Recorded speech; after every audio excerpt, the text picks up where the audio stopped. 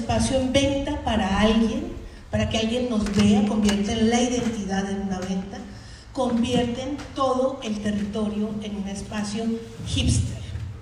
Venga usted y tome café y pásala lindo porque San Luis es el sitio de los creadores más malos, ¿no? Y luego, y la vida, y por supuesto el tema de la ciudad de los derechos, que es la que está construyendo en este momento la ciudad de San Luis, que vuelvo a felicitar, y por supuesto la ciudad neoliberal, que es la ciudad de las inmobiliarias, y es la ciudad que solo piensa en la ciudad del coche, y es la ciudad que no le interesan los peatones, y es la ciudad que hace parques para que se vean bonitos, pero no para que juguemos en ellos, ¿no? En México se usó mucho en la época de Felipe Calderón en la Ciudad de México hacer parques y les ponían cerramientos y nadie podía entrar. Se veían preciosos, ¿verdad? Pero nadie los podía usar. Esa no es la ciudad que queremos.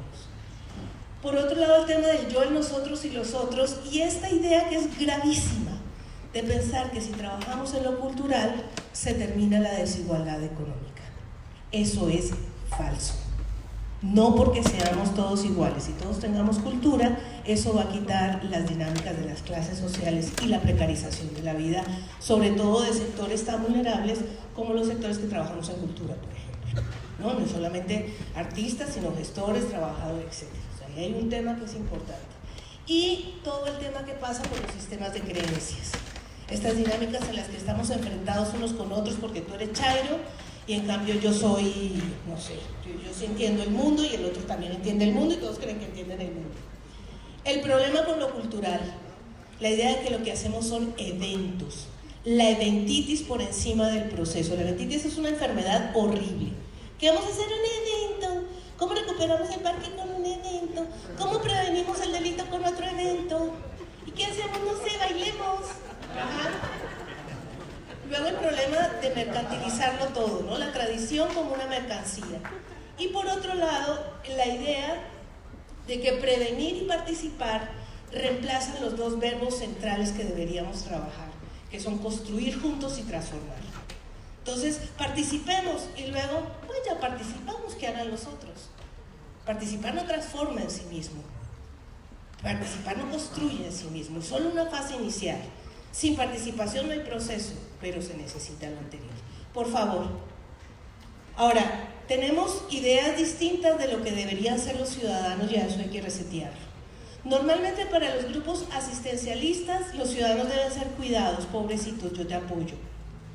No, pues tú preséntame el evento, yo te apoyo, ¿cuál es el problema? Si San Luis lo que necesita es cultura, apoyémonos todos. En esa idea del apoyo, el ciudadano es menor de edad. Y por el otro lado las derechas, que les fascina decir que todos estamos a punto de ser criminales. Ya tantico.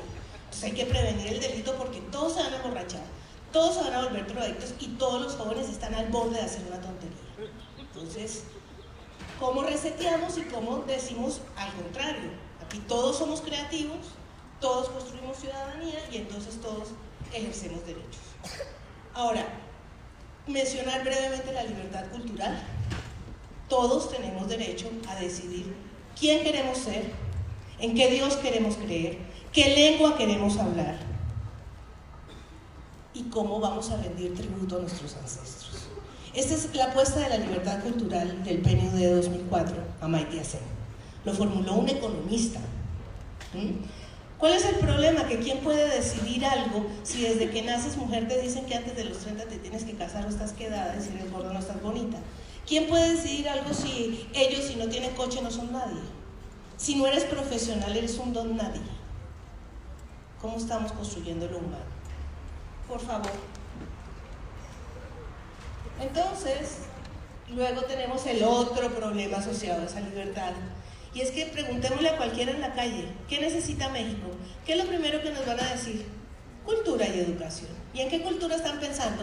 En la de los museos, la de las bibliotecas y la de las universidades. Y eso que hacemos nosotros en desarrollo cultural comunitario, ¡ay, eso no se necesita!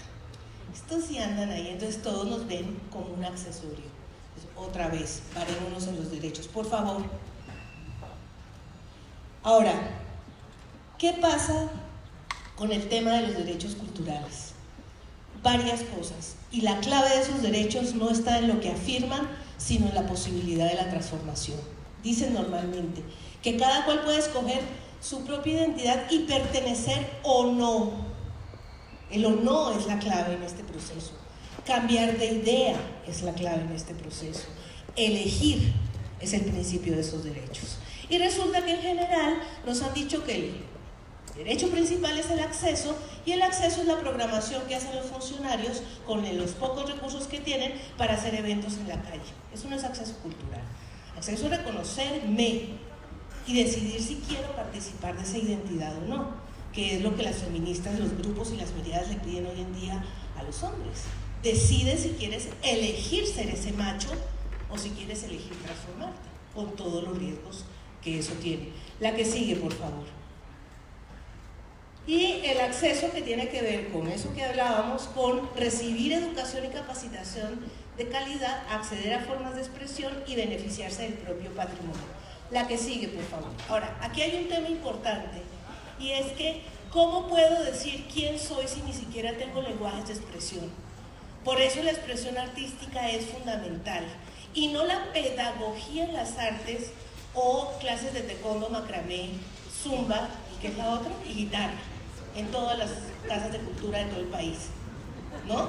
¿Cómo aprendo a decirme con todos los lenguajes infinitos que provee la cultura? Y ese es un principio central. El derecho a la ciudad, que empieza con el movimiento del Habitat International Coalition hace muchos años y que tiene su momento culmen en la Carta de la Ciudad, Carta de Derecho a la Ciudad, que Ciudad de México firmó y fue una de las primeras del mundo. Yo le tomé una foto y por eso se ve así toda, ¿no? Pueden visitar el Habitat International Coalition, ahí encuentran la carta. Creo que la carta puede ser muy útil para el proceso que tiene San Luis. Estoy segura que Gerardo conoce, pero creo que hay que también socializarla. Y la idea es que las personas tengan derecho al disfrute pleno de la ciudad y de sus espacios públicos, en lo sustentable, con justicia social y respeto a la diferencia, equilibrando lo urbano y lo rural, porque la ciudad tiene zonas rurales y solemos no respetarlas. La que sigue, por favor. En clave de futuribles hay muchos caminos. La que sigue, por favor. ¿Qué estamos pasando? ¿Qué está pasando? ¿Cuánto tiempo me queda? Bueno, el mayor problema que tenemos, creo, es que tenemos demasiadas retóricas y muy pocas gramáticas. Todo el tiempo hablamos de derechos culturales, del tejido social, reconstruir la sociedad desde la cultura y generar nuevas formas de estar juntos. Y eso es una cosa así. ¿Y qué vamos a hacer? Un evento. Entonces, claro, ¿cómo hacemos arquitecturas de la participación? Que es, digamos, la otra forma de decir gobernanza. A mí gobernanza también me parece una palabra de un ocultamiento. ¿Que es importante usarla en lo público? Sí, pero como yo soy sociedad civil, puedo decir, mejor trabajemos en arquitecturas de la participación. ¿Cómo comunicamos las culturas y las diferencias? ¿Cómo ensamblamos convivencias de grupos que tienen creencias distintas sobre lo que es realizar la propia vida? Que ese es uno de los problemas más serios. Y por otro lado, ¿cómo estructuramos coordenadas desde el diálogo intercultural? Eso se oye precioso, eso también es un ocultamiento. ¿Cómo manejamos la diferencia? Porque la palabra que hay oculta detrás de la diversidad no es que todos somos diversos, es que todos somos diferentes y no soportamos la diferencia del otro. Me raya los ojos, me molesta cómo camina, no me gusta cómo se viste. Si vieron Parásitos, no soporto su olor. Es gravísimo el proceso que hay. La que sigue, por favor.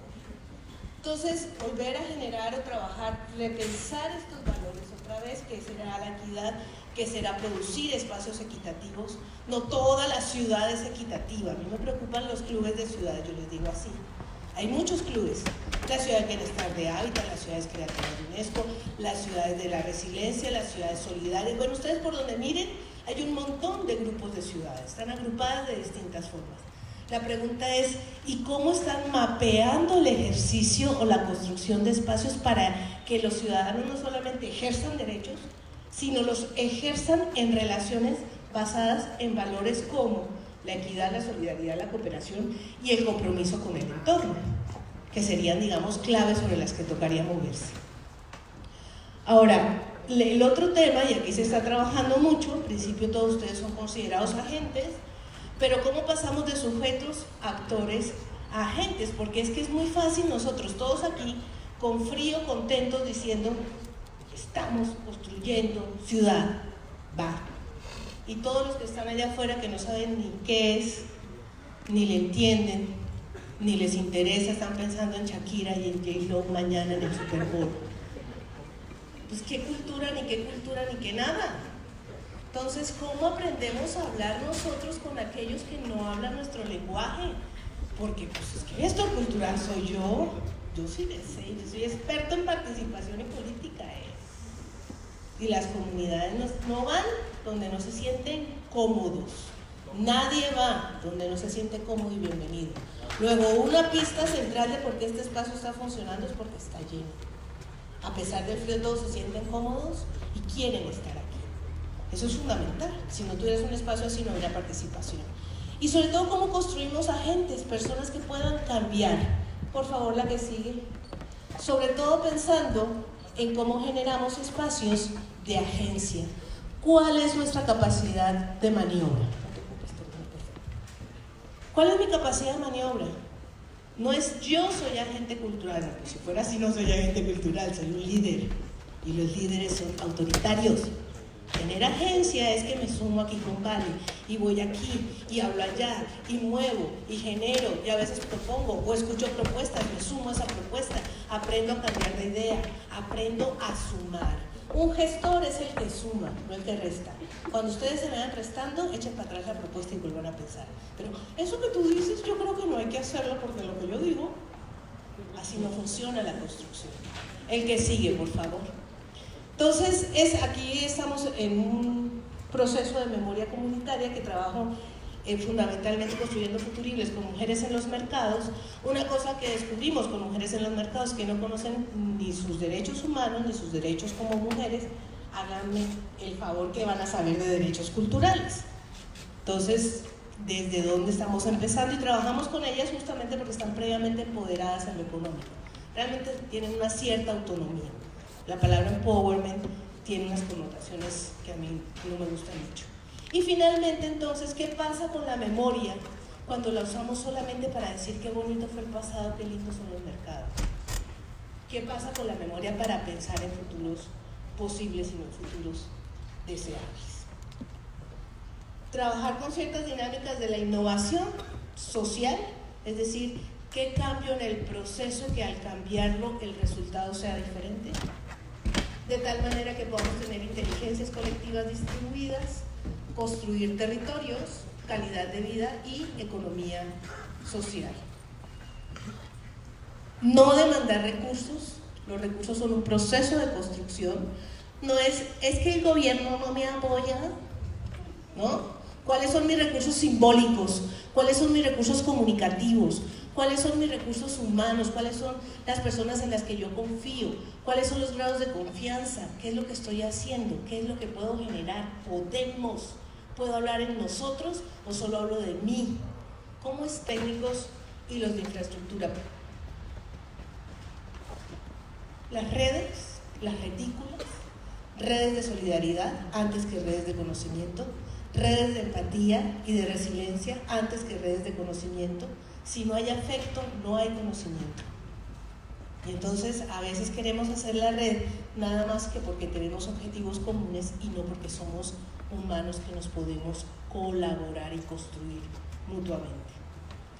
Voy cerrando con esto: habitar, convivir, imaginar juntos y transformar. Imaginar qué futuros posibles. Y finalmente, entonces, ¿cuáles son los circuitos culturales construidos? ¿Cómo construir unos nuevos? ¿En qué circuitos participo? El circuito tiene una dinámica distinta a la de la red, es un poco más operativo, digamos.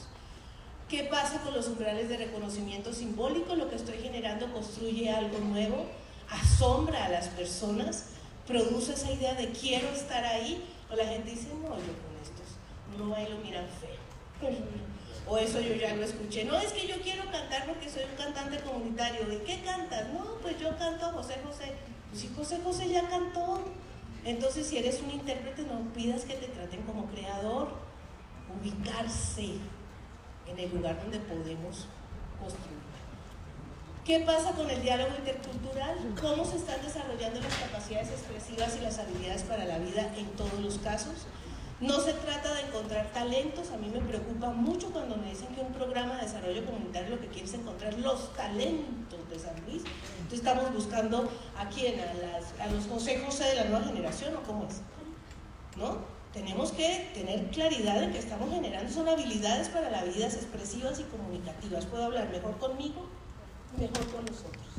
Y finalmente, ¿cómo produzco espacios para que los agentes puedan transformar los territorios en los que habitan? Por favor, la última.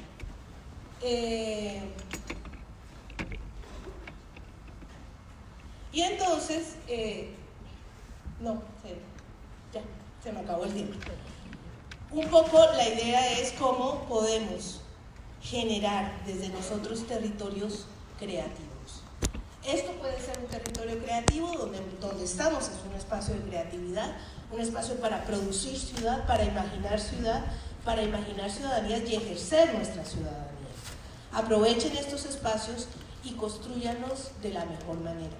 Aquí la clave es construirnos, nos permite imaginar y hacer futuros posibles.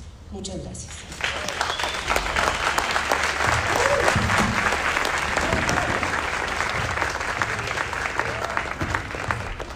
Muchísimas gracias, Liliana. Y frente a lo que comentabas, viene una idea que generalmente se ha entendido en el ámbito de la cultura, que es pensar en la democratización cultural, es decir, a mayor promoción de un evento, como decía Liliana, mejor vamos a llegar a toda la población. Pero ¿quién impone esa agenda? ¿Desde dónde se construyen? ¿Cuáles son las necesidades de esas agendas? ¿Cómo llegan a las personas? ¿En qué argot o en qué lenguaje están construidas? Realmente se está generando un espacio intercultural. Estamos trabajando y dialogando, construyendo con niñas, niños y adolescentes. Estamos haciendo asequible la comunicación a todas las personas y formas, es decir, a través de no nada más la lectoescritura, sino a través de otras formas, porque también están las personas que tienen alguna discapacidad que están deseosas de participar e integrarse. La democratización cultural se ha insertado también en esta lógica en la que, como decía Liliana, el evento salva lo que puede estarse solventando en materia de cultura.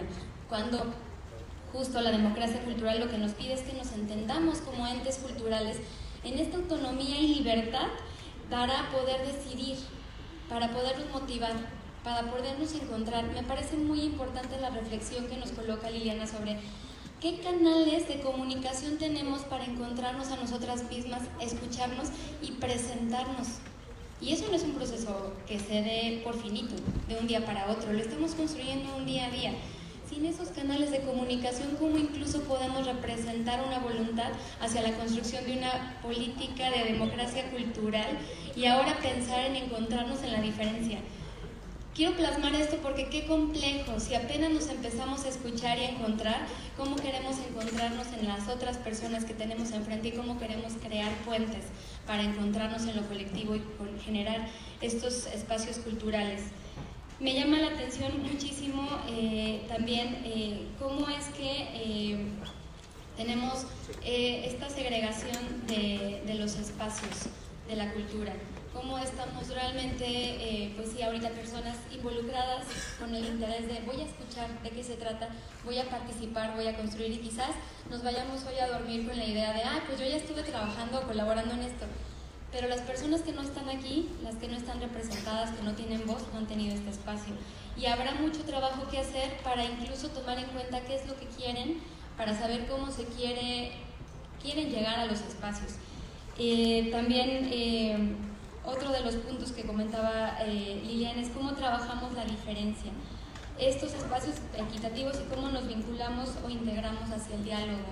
Porque encontramos el diálogo en las colonias, con las personas, en las casas, en las comunidades, y después está el diálogo con el gobierno, con las instituciones, con la iniciativa privada, y luego con quienes manejan esta agenda mercantilizada de lo que debe de ser la cultura.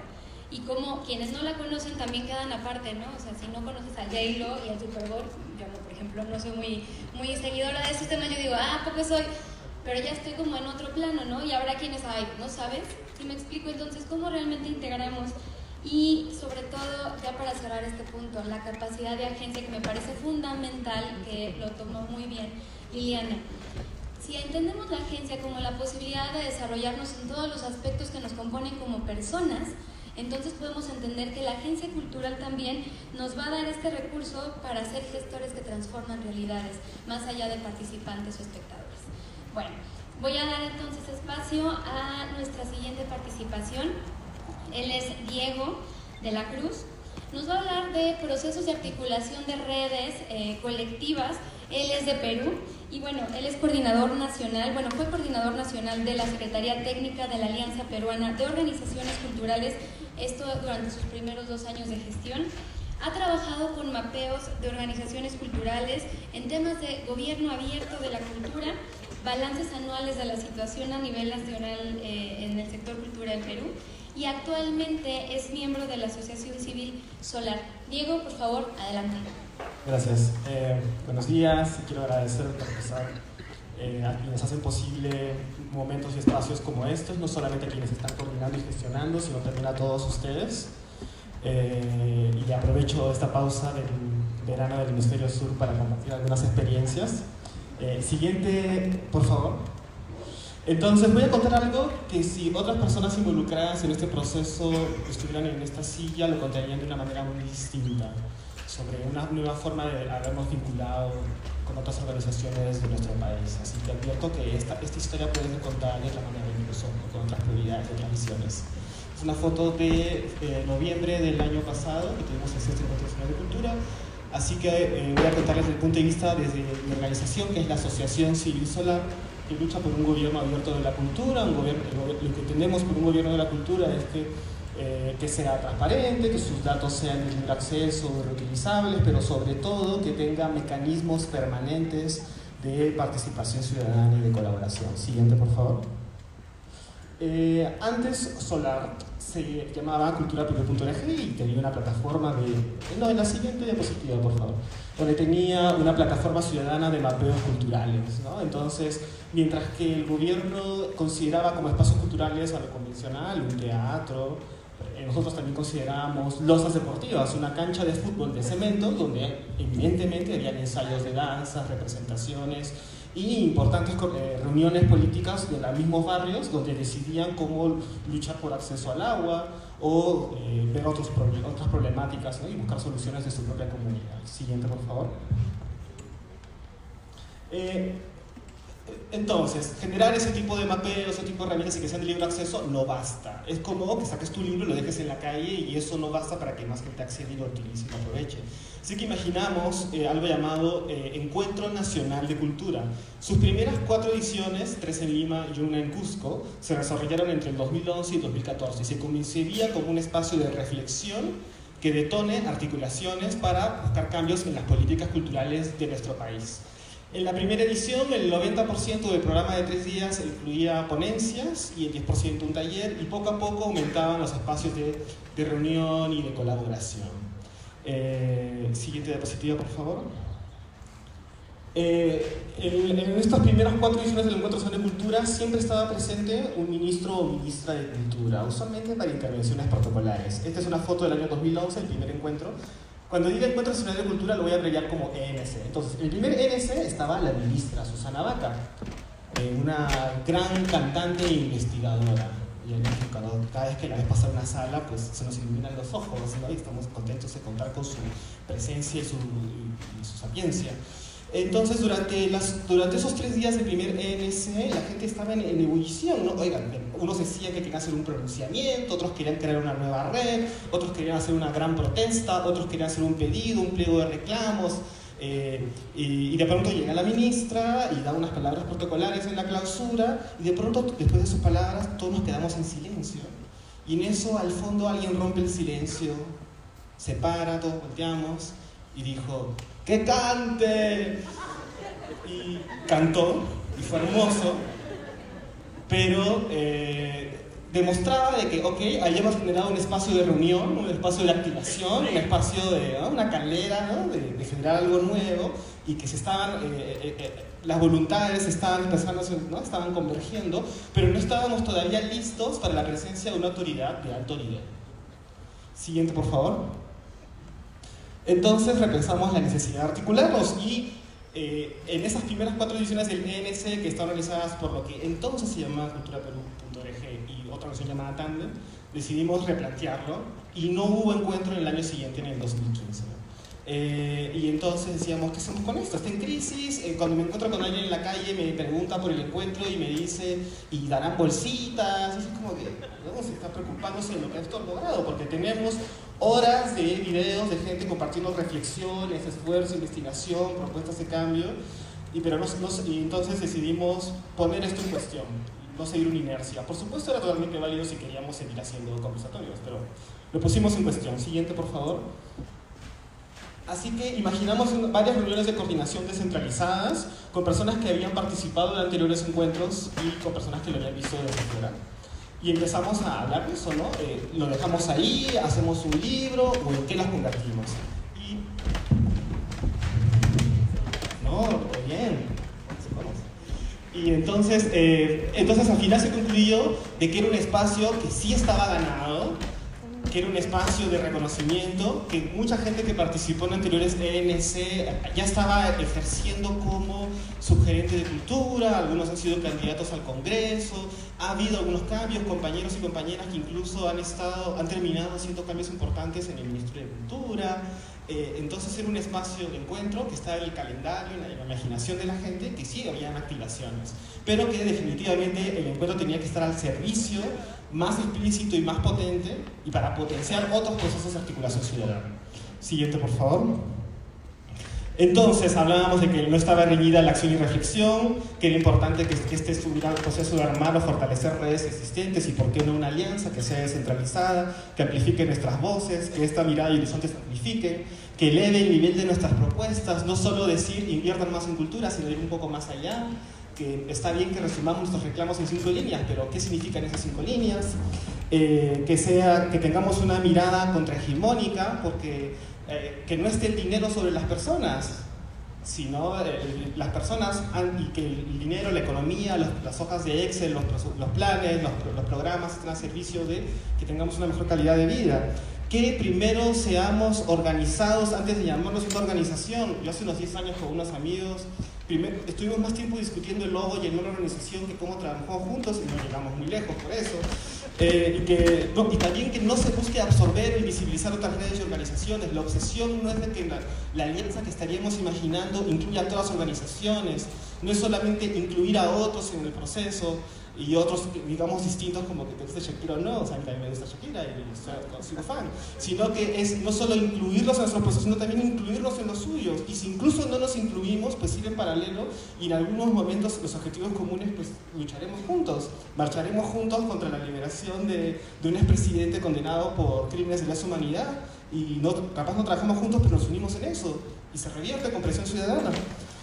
Y también ver que el triunfo de una organización sea reconocido por el triunfo de todos y todas. Y además, entonces imaginamos esto, primero si ya teníamos un encuentro y entre cada encuentro, cada NC no pasaba nada necesariamente, imaginamos que debería haber algo como unos preencuentros. Imaginamos una primera temporada de preencuentros que sea un espacio de recoge de información sobre distintas realidades para dar con sustento, que implique un trabajo flexible. Habíamos imaginado la metodología y a quienes asumieran hacer un preencuentro en su localidad o en su temática, pues te podrían decir que si lo que sugeríamos que era de 2 días, lo haga en 4 semanas, lo haga en 4 horas.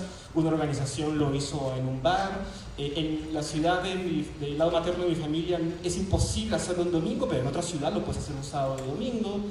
Una organización te dice que puede llenar el teatro municipal y unos compañeros me dicen en voz baja, creo que mejor renovado, porque yo solo puedo convocar 3 organizaciones en la sala de mi casa, y es como decir, no, es importante que estén ahí, 3, 2 son mejor que 0 siempre, y que tiene que ser importante reconocer eso. Otros te dicen, en mi distrito no podemos hacer el preencuentro porque otras organizaciones lo van a hacer, no estás...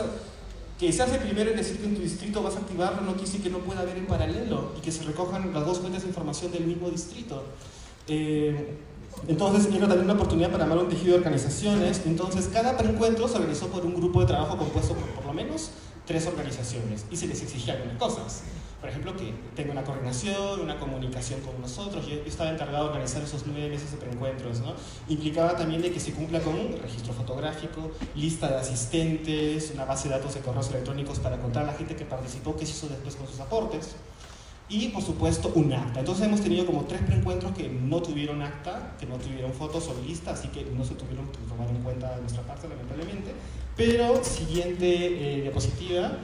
Logramos que 75 organizaciones organizaran 25 preencuentros en 15 regiones de nuestro país, escuchando a 618 personas y 371 organizaciones culturales. Meses después, el Ministerio de Cultura estaba lanzando su proceso de construcción de la Política Nacional de Cultura y ellos hicieron 6 encuentros macrorregionales y que llegaron a 200 personas y de pronto dices, ¿por qué el Ministerio tiene esta escala y por qué la gente llegó a otra? Entonces ya estamos comprobando de que podríamos generar un recurso ciudadano para que otras personas pudieran informarse y encontrar nuevas formas de trabajar juntos. Siguiente, por favor. El proceso de hacer los preencuentros también implicó un cultivo de confianza y consideración de las diferentes formas y comunicación de nuestras organizaciones. Desde reuniones por teléfono, que a pesar de que alguien reciba el correo electrónico, necesita una voz que le explique y le reitere algunas cosas. Y que una confianza para que alguien lo que yo digo cuando me voy a un espacio que no conozco, disculpen, pero permiso para hacer la pregunta más tonta y obvia, que en el fondo descubres que no era la más tonta y obvia, tienes diferentes lenguajes y pueden ser malinterpretados. Entonces, se sistematizaron los aportes de las 25 actas, de los 25 preencuentros, y aquí encuentran algunas líneas rojas, porque también era importante que anotemos el disenso. Si en la ciudad A hay alguien con una postura por los derechos de las personas LGTBI, que busque trabajar con tecnologías, tal vez es una ciudad conservadora o que tenga otro enfoque de lo que es ciudadanía y lo que es cultura, pues no va a ser la propuesta más popular. La anotamos porque en otra ciudad sí tiene refuerzo, sí va a tener acogida a eso, y pues una oportunidad para que la gente en minoría de la ciudad A articule con la gente de la ciudad C y que hagas una red a partir de eso, por ejemplo, o hagas cosas en conjuntos. Y siempre, cuando se juntaron los acuerdos y desacuerdos en algo llamado la Agenda de Incidencia Compartida, de la cual fui parte del grupo de edición de su primera edición. Y en cada párrafo de este recojo de aportes de la Agenda de Incidencia Compartida, al costado o abajo se señala de qué localidad y qué preencuentro vino cada uno de esos aportes. Y son evidentemente reconocidos. Siguiente, por favor. Entonces decidimos también, los que organizamos estos preencuentros, ver si confirmábamos la voluntad de seguir trabajando juntos. Imaginamos crear una alianza y también imaginamos que esta nueva red organizaría los siguientes encuentros nacionales de cultura. Así, ya no se repitió lo que pasó con la ministra Vaca, sino que en el 2017, en la ciudad amazónica de Iquitos, cuando estuvo el ministro de Cultura, estábamos listos para darle algo específico. Es cuando se lo entregamos al entonces ministro Salvador del Solar. Incluso semanas después tuvimos una reunión con el ministerio para hablar sobre nuestras observaciones al proceso de elaboración de la Política Nacional de Cultura, y nos cuentan que se recibió como insumo, pero continúan esas discrepancias porque mencionar las fuentes no basta, ¿no? Sobre todo porque tenemos varias observaciones sobre descentralización y interculturalidad. Siguiente, por favor. Entonces, también durante el Encuentro Nacional de Cultura de Iquitos en el 2017, toda la agenda era para articularnos y para enriquecer los aportes de la Agenda de Incidencia Compartida. Si bien hubo un reencuentro en la Amazonía, necesitábamos más voces amazónicas, así que nuestros aportes, también hay gente que viajó, enriqueció los aportes de la agenda, no solo en cantidad, sino en amplitud de contextos, y hubieron espacios de encuentro de autoridades, sociedad civil y asambleas sobre el proceso en sí.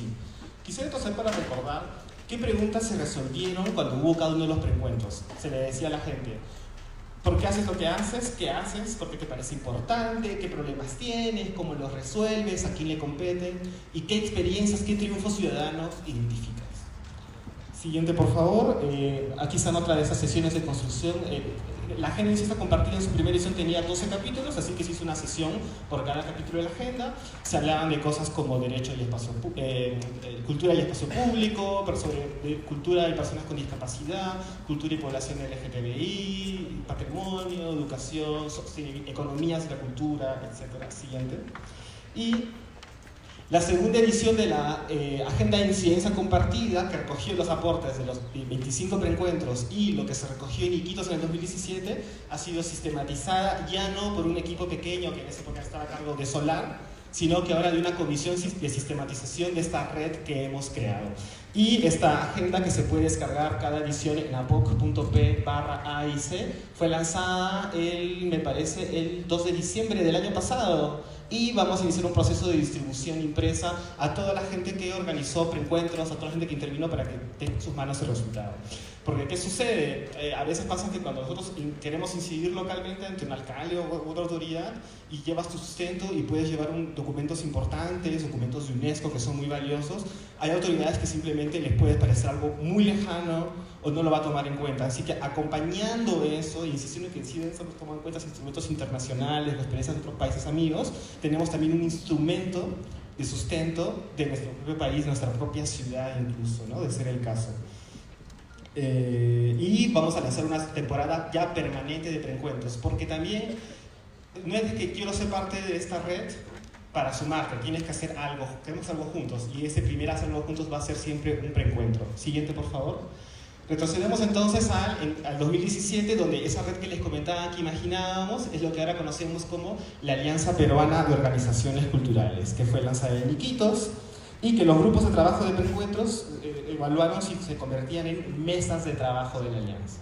Actualmente la Alianza está compuesta por una treintena de organizaciones, y los encuentros nacionales de cultura que queremos organizar no es que se roten como en las Olimpiadas de ciudad en ciudad, sino que el criterio para elegir dónde va a ser el siguiente encuentro depende no de infraestructura o de capacidad de gestión, sino de estrategias locales de incidencia. Siguiente, bajo el lema de no hay democracia cultural sin participación ciudadana. El lema que no tiene sentido. Por más, y participación ciudadana no solamente como preguntarte, consultarte cómo imaginas esto y en 2 años contarte qué se hizo, sino que seas parte de la propuesta, del desarrollo metodológico, de su proceso de construcción, de su sistematización, de su implementación, de su evaluación, y encontrar ciclos de vida de cualquier política cultural, de cualquier nivel de gobierno que se tiene que trabajar. Si no está hecho con la gente, está en contra de la gente.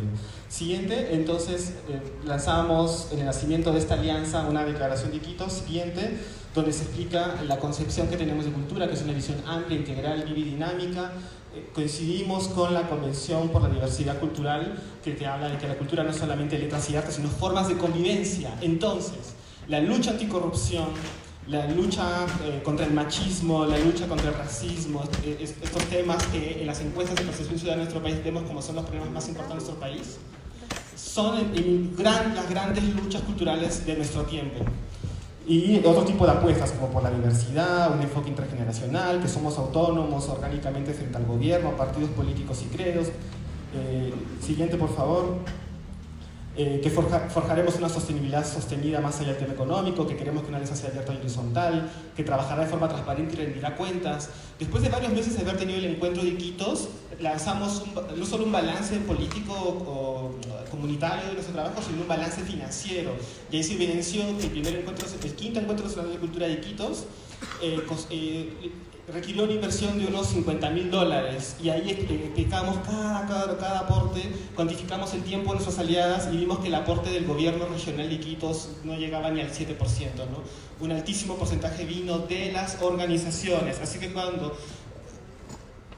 el Ministerio de Cultura quiere hacer algo parecido, le diremos, esto es lo mínimo, sí, gracias. Este es el tipo de inversión de la que estamos hablando, así que si nos dices una cifra muy menor, pues tal vez no llegue muy lejos por algo. Siguiente, hablamos también de la forma de organización. Entendemos que nuestra alianza está sostenida por organizaciones culturales agrupadas en mesas de trabajo. Para algunas tareas tenemos comisiones. Esas comisiones, parte de una comisión es parte de un grupo impulsor, que es un órgano de dirección. Y hay una secretaría técnica, de la cual Solar, la organización, fue parte de los primeros años de la alianza, que da soporte a la alianza. Toma nota de los acuerdos, vigila que estos se cumplan, propone agendas, coordina reuniones, etc. Si hay un debate intenso, pues volvemos al audio y lo transcribimos si es necesario. Siguiente. Esa secretaría técnica ha sido transferida también en Chimbote el año pasado, así que ahora ya no es asumida por una organización de base limeña, que somos los dos compañeros del medio, ahí está Mauricio Delfín y yo, sino también está compartida ahora están los extremos, compañeros de comunidad estudiantes itinerantes de Trujillo, en el norte del país, y los otros 2 compañeros de Art Restauro de Cusco. Siguiente, por favor.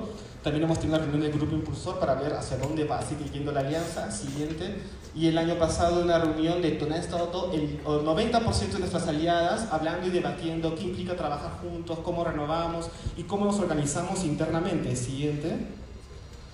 Entonces, los objetivos de esta alianza, ya creo que se sobreentienden: fortalecer e impulsar la articulación de relaciones culturales, incidir en el diseño, implementación y evaluación de políticas culturales y propiciar e institucionalizar espacios y mecanismos que garanticen espacios de diálogo y colaboración entre toda sociedad civil. Siguiente.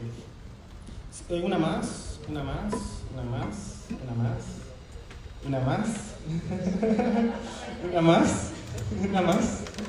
Entonces, por favor. Entonces, yo sé que me quedan 4 segundos, pero hemos hecho acciones en conjunto, inspirados en esta generación compartida, en el marco de las elecciones de gobiernos locales y regionales. Siguiente. Buscando que se comprometan y que otra gente se apropie de esta iniciativa. Siguiente. Incluso tenemos aliadas que han trabajado en la zona este de Lima, que ya la alianza tiene 2 años, pero ya hacían espacios de articulación y de incidencia ante candidatos municipales desde hace 8, 9, 10 años. Así que simplemente esto enriquecía la labor que ya estaban haciendo. Ellos ya se articulaban en su distrito con otras 40 organizaciones de su distrito, y el capítulo cultural venía de los aportes de nuestra campaña 7 compromisos. Y eso pasó en otras partes. Siguiente. Lo mismo pasó en Cusco. Siguiente. Y tengamos ahí, nuestro interlocutor no es solamente hablar con el Ministerio de Cultura y decirle que las cosas están mal. Nuestro interlocutor no son exclusivo, no son los alcaldes, los gobiernos regionales. Nuestros otros interlocutores son la propia sociedad civil peruana. Entonces imaginamos también un sistema de una iniciativa de foro talleres con el lema políticas culturales de abajo hacia arriba, donde en estas ciudades, en estas regiones, ciudades en rojo, imaginamos una guía para fortalecer las capacidades de incidencia y articulación de otras organizaciones culturales. ¿Qué sucede? Que cuando interactúas con el Ministerio de Cultura te pasa que en 5 años hemos tenido 6 ministros y un montón de procesos se caen. Pero lo que no se va a caer es la gente, las organizaciones que van a trascender un montón de gestiones. Entonces no nos frustramos y decimos que se acabó todo porque cambiamos por 8ª vez de ministro en un gobierno, en una gestión presidencial, porque también lo que queremos es que más gente sea más fuerte. Uno no es fuerte solo, y por más que estemos en colectivo tenemos que seguir evaluando y fortaleciendo nuestras capacidades y hasta incluso el ánimo de seguir ejerciendo una ciudadanía con bienestar de todos y para todos. Siguiente. Disculpen. Fotos de los forotalleres. Siguiente. Y hemos seguido dando recomendaciones para la Política Nacional de Cultura, que lamentablemente en un país de 35 lenguas sigue siendo eminentemente en castellano, que recibe aportes en una web donde tienes que descargarte un Word y luego subirlo y nadie sabe cuánta gente aportó, y que el presupuesto no está a la altura. El Ministerio de Cultura ha dado más de 20 millones de soles, que serían unos 6 millones de dólares para proyectos, concursos de proyectos de artes escénicas, cine, etc. Y eso está bien, no queremos antagonizar eso, pero creemos de que no puedes hacer una política nacional de cultura en 6 meses puramente en castellano, así que reiteraremos las observaciones y también las propuestas de qué se debería hacer y considerar, y que nuestra disposición a abrir la puerta a más gente no es solamente que le abran la puerta a nuestras aliadas. Siguiente, por favor. Sí, voy a cerrar. Y un poco más atrás, entonces, y simplemente para cerrar, hablamos de que es una alianza que incluso podría explayarme más de las cosas que ha logrado hacer, pero que se reconoce que va a trabajar lento porque también trabaja bastante hacia adentro. Y también permite de que darte cuenta que si quieres transformar tu realidad, también eso va a implicar juntarte con otros, y eso te va a llevar a querer transformarte internamente, porque de pronto nuestras propias aliadas se cuestionan, ¿no? ¿Cómo delegamos poder? ¿Cómo compartimos roles? ¿Cómo estamos en un panel donde solo hay hombres, ¿no? ¿Cómo somos pacientes con los tiempos? ¿Replicamos las cosas que criticamos? Hemos tenido debates internos sobre qué pasa cuando una aliada no interactúa tan seguido, no responde a tiempo, y de pronto te das cuenta de que estamos teniendo que ser pacientes con el proceso y pacientes con nosotros mismos, porque la mayoría de nosotros tenemos 2 o 3 trabajos, vamos a tener que tal vez cuidar a alguien querido que esté enfermo, podemos perder el trabajo, estamos 3 horas al día viajando en transporte público, y esto que estamos logrando sentimos que no es poco y que no desesperemos porque sentamos que algunas cosas no cambian rápido. Y por supuesto el preguntar antes de suponer, porque alguien se demoró en mandar un correo, ¿no? Y tratar de que todas las reglas y sistemas de arquitecturas que hemos imaginado no estén sobre la gente. Y a la hora de llamar la atención, no escribir con los puños. Entonces es algo que nos ha llevado a tener una transformación que incluso, y creo que deberíamos aspirar a eso, que incluso nos haga incluso buenos vecinos y no solamente buenos agentes culturales o políticos, ¿no? Que trasciende esas otras cosas. Siguiente. Y sí, la última, simplemente es perspectivas del futuro. Ya hemos transferido una secretaría técnica, hemos recompuesto nuestras comisiones y ahora hemos querido demostrar que queremos ser transparentes, pero también el nivel de madurez que tenga nuestra alianza y cómo se vinculará con otras organizaciones. Nos queda ese reto y de mi parte, y de Solar por lo menos, el compromiso de desaprovechar estos días para seguir intercambiando cosas, para aprender, para también estar en silencio y entender su proceso. Sin duda lo que se está trabajando en esta ciudad es un referente importante que lo queremos tomar en cuenta de vuelta a casa. Gracias.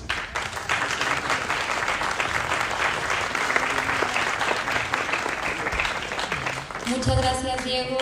Y bueno, Diego, que tocó el tema de abajo hacia arriba, institucionalidad cívica para la incidencia en políticas culturales, colocó varios puntos.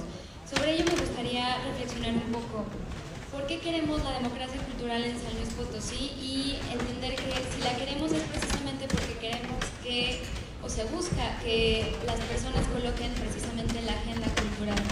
Esto es que no nada más se imponga esta cultura elitista de esto es lo que tiene que ser la cultura para entender qué es lo que tenemos que valorar o entender como válida. Y precisamente en este transitar un componente importante que comenta Diego es precisamente entender el trabajar la cultura como un ejercicio político.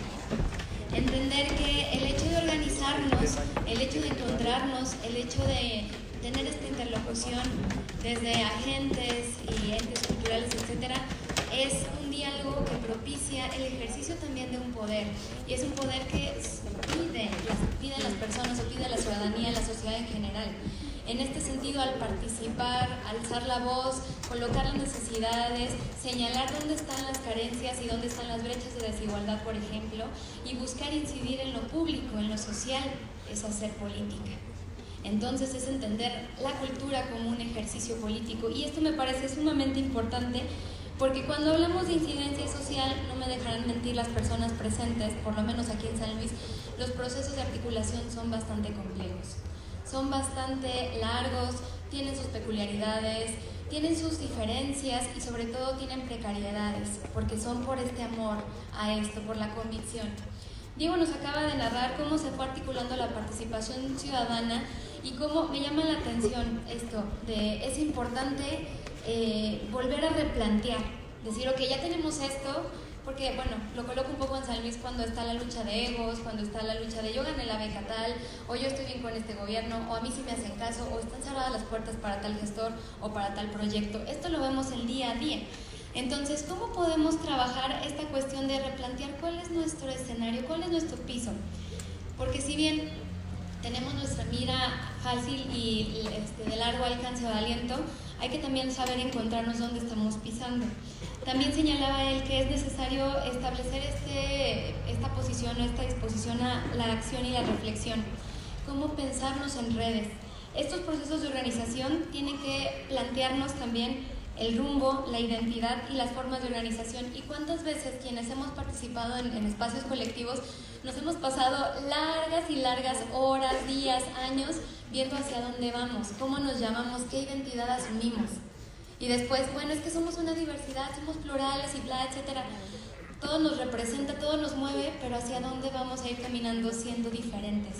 Y vuelvo a tomar el tema de Liliana, cómo trabajamos con la diferencia. Y Diego lo comentó, cómo trabajamos y plasmamos los disensos. En estos procesos planteó que las minutas no solo establecían los acuerdos, sino también los disensos. Y un punto en las reflexiones finales planteaba muy importante, que es trabajar con la horizontalidad. Quienes también hemos podido trabajar en organismos de sociedad civil o con colectivos, sabemos que la horizontalidad no es nada sencilla, porque al asumir la posición donde todas y todos sumamos, también hay responsabilidades donde todas y todos debemos de corresponder, pero que en realidad también estamos pisando para abrazar estos esfuerzos colectivos frente a que tenemos trabajo, tenemos familia, no vivimos de esto a veces. Y si lo buscamos hacer, también tenemos que encontrar un espacio, porque aquí quedaría otra pregunta: ¿dónde queda la excelencia? ¿Dónde queda el artista que se va forjando para compartirse con la sociedad? Y la sociedad, al ser partícipe de esta cultura construida, también en qué diálogo queda. Son algunas reflexiones que creo que es pertinente tomar en cuenta para saber dónde nos encontramos y hacia dónde vamos como ciudad. Y bueno, me llamó mucho la atención, si no está hecho con la gente, está contra la gente. La democracia habla del poder del pueblo para el pueblo, donde estamos incluidas las personas. Qué bueno que haya estos espacios, y lo importante sería hacer llegar este diálogo de manera intergeneracional, interseccional, es decir, reconociendo la situación de cada persona, a todos los lugares, centros de desarrollo comunitario, las escuelas, que por más alejadas que se encuentren, tengan este espacio para creación, entre otros espacios. Y bueno, pues buscar que la interlocución entre los actores y los agentes pueda llevarse a cabo intersectorialmente y también interinstitucionalmente, pero hacia la incidencia. Y cierro con la frase que enmarcaba Diego: no hay democracia cultural sin participación ciudadana. Participar hace la vida y es el ejercicio de nuestro poder. Bien. Bueno, entonces voy a ceder la voz a nuestra tercera persona participante. Ella es Valeria, está aquí a mi lado. Valeria López trabaja con política cultural. Ella nos habla desde México y bueno, es licenciada en Ciencias Políticas y Administración Pública por la UNAM, y actualmente es la responsable de la Dirección de Animación Cultural, por lo que corresponde al Programa Nacional Cultura Comunitaria de la Secretaría de Cultura del Gobierno de México. Valeria, muchas gracias. Gracias por la invitación. Y no sé si estoy nerviosa por el frío o que tengo, o porque justamente ahorita entro en un conflicto de identidad permanente. Yo vengo de hacer gestión cultural independiente de hace 10 años y apenas llevo un año participando al interior del programa Cultura Comunitaria de la Secretaría de Cultura Federal. Entonces todo el tiempo me pongo en la posición de decir, bueno, yo necesito decir desde dónde estoy hablando, ¿no? Porque no es lo mismo ser una gestora o gestor independiente y trabajar en circuitos completamente fuera de los oficiales, y después dar un paso y estar dentro de una institución que tiene reglas, que tiene procedimientos, que tiene tiempos, muchas veces que consideramos tiempos absurdos para los procesos comunitarios, ¿no? Y entramos en conflictos de identidad, en desesperación, en ataques de ansiedad. Yo sé que estoy en un espacio seguro, entonces les voy a hacer algunas confesiones de este proceso. Cuando Gerardo invitó a Esther Hernández, directora general de vinculación, por algunos motivos de agenda no pudo asistir y vengo yo, le preguntaba qué era lo que veníamos a compartir, y me decía que los retos eran muy importantes, como ese espacio para hablar de las buenas y malas experiencias desde la gestión pública del programa Cultura Comunitaria. Entonces, en primer lugar, vengo a hablar como funcionaria, ¿no?, de la Secretaría de Cultura, aunque de repente se salgan algunos comentarios como gestora cultural independiente. Después les quiero comentar y compartir qué fue lo que hicimos el 2019. El 2019 arrancamos un programa a nivel nacional que se llamó Cultura Comunitaria, que cuando se presentó en Tlaxcala despertó muchísima suspicacia. Fue eso que nos van a quitar a los artistas nuestros espacios, ¿no? Que ya teníamos ganados, ¿no?, que ya habíamos conquistado. Están entendiendo por cultura comunitaria las comunidades o los grupos indígenas. ¿Qué están entendiendo por cultura comunitaria, ¿no? Y fue un proceso muy complejo donde yo reconozco que hubo una falta de capacidad para comunicar los objetivos que movían y que mueven lo que estamos haciendo. En primer lugar, donde ponemos al centro el ejercicio de los derechos culturales, y que cuando estamos hablando de derechos culturales no hablamos de los derechos de las y los gestores o las y los artistas, sino de todas las personas. Eso ya fue una ruptura completamente, ¿no?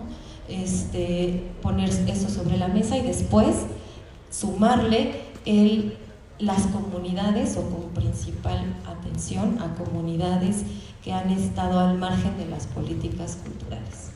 Esta fue también otra provocación, ¿no?, que despertó mucho encono y mucho conflicto. ¿Cuáles son esas poblaciones que han estado al margen? Nosotros, al ser secretaria de Cultura, pues se resolvió como una cuestión técnica. ¿Cuáles son las comunidades? Bueno, las comunidades que tienen altos índices de rezago social, ¿no? Entonces, en primer lugar, comenzamos a trabajar con una selección de municipios que tenían esas características, de estos municipios señalados por Coneval. Luego, con municipios con altos índices de violencia, específicamente con municipios con altos índices de homicidios dolosos. Entonces, bueno, ya toda esa ecuación ya hacía complejo la estructura de un programa a nivel territorial. Luego, la idea de trabajar en los territorios específicos, es decir, en los municipios, ¿no? Otro gran reto, porque la Secretaría de Cultura, pues de reciente creación, nunca había desplegado un programa a nivel territorial. Había sido una secretaría que más bien era un consejo, ¿no? Y que fue un órgano desconcentrado de la SED, y que la organización interna solamente generaba procesos de gestión.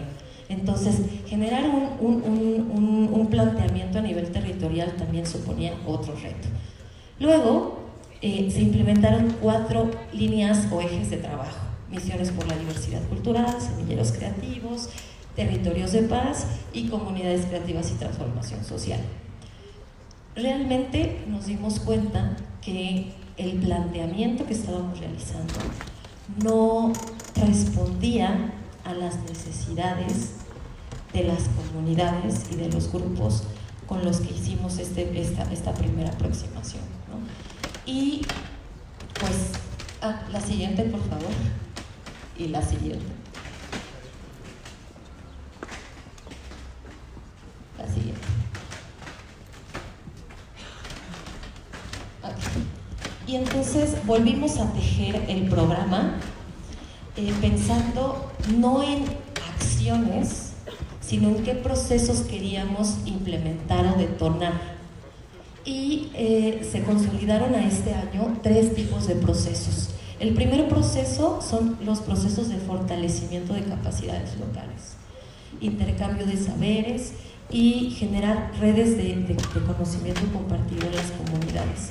Gran parte de ese trabajo se desarrolla a través del eje Semilleros Creativos, que muy probablemente ustedes han oído hablar de esa acción. La segunda, los procesos de revitalización de espacios públicos a través de acciones de mediación sociocultural, y bueno, que tiene el nombre de Territorios de Paz. Y el último proceso, que es el que acabamos de consolidar este año, y del cual yo estoy a cargo, son los procesos de participación para el desarrollo comunitario mediante acciones de gestión y promoción cultural. La siguiente, por favor. La siguiente.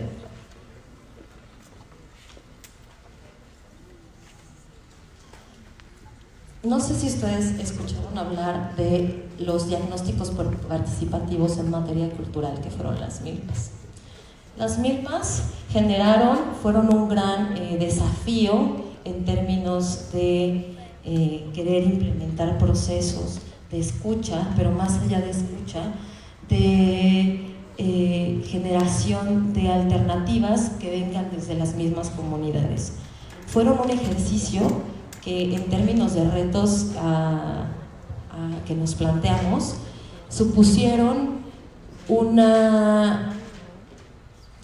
espacio donde pudimos identificar que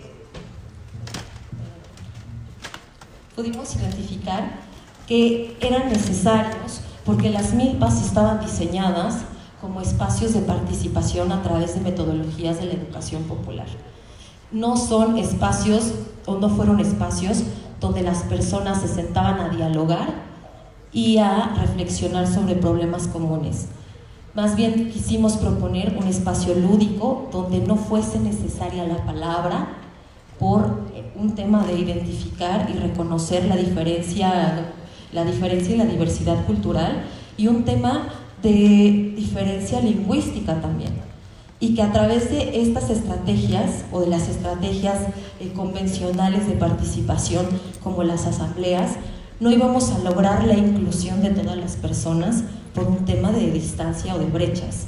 Entonces las milpas fueron herramientas que para nosotros pusieron un trabajo de avanzada o de entrar de manera afectiva a los territorios a partir de estrategias lúdicas como el tendedero de sentipensares, la red del tiempo, que generaban procesos de comunicación y de convivencia colectiva dentro de los mismos municipios. Un reto cuando comenzamos a desarrollar esta estrategia MILPA, la Secretaría tiene un marco de indicadores de resultados que lleva la Dirección de Desarrollo Institucional. Nos decían, pero, o sea, ¿cómo? ¿La MILPA qué es? Nosotros es que es un diagnóstico participativo en materia cultural, pero es que es un taller, ¿quién lo imparte? ¿Cómo lo vamos a registrar en la MIR, que es este marco de indicadores de resultados? Y decíamos, no, es que no es un taller.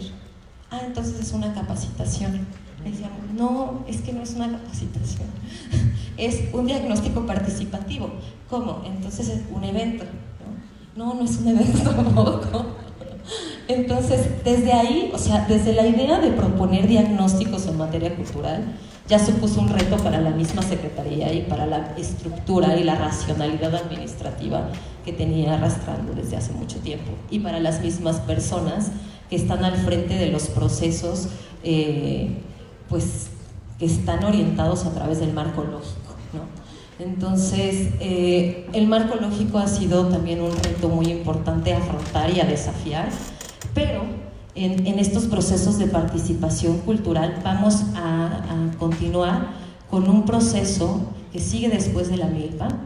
La MILPA fue un primer paso, y el siguiente paso son puestas en común.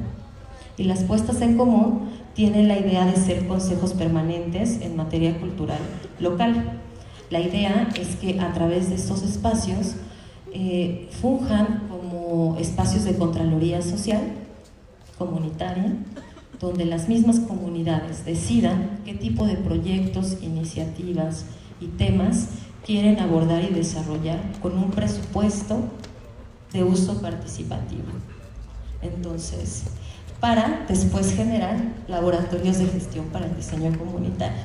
Estos son tres momentos del proceso de participación cultural que vamos a implementar este año, y que retoman el proceso de las milpas, ya la información que se tuvo o que se generó a partir de ese primer proceso, para después desarrollar estas puestas en común, y las puestas en común puedan detonar estas iniciativas o estos laboratorios comunitarios para la generación de proyectos. Este esquema plantea como una acción transversal el hecho de generar procesos de sistematización, documentación e intercambio y recopilación de información sobre los procesos. Nos interesa que los procesos de participación comunitaria no se queden en la opacidad en los territorios, que no se sepa cuál es el proceso que se llevó a cabo, sino más bien que se generen procesos colectivos de sistematización, porque tampoco, que esta también fue un aprendizaje, no fue útil el que los resultados derivados de las milpas se analizaran desde la Secretaría de Cultura.